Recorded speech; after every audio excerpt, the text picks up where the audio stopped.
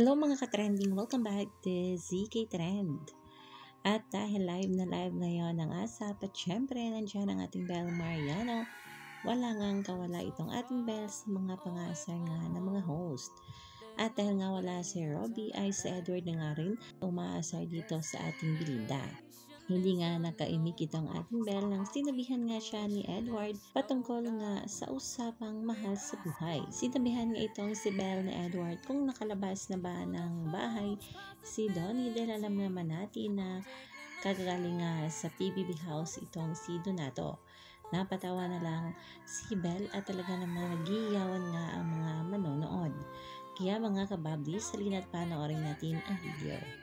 Those we love, Belle, nakalabas na ba siya sa bahay? Yung love mo?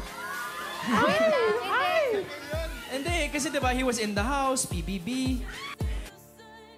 Marami nga ang natuwa at syempre kinilig sa pang-aasar na ito ni Edward kay Belle.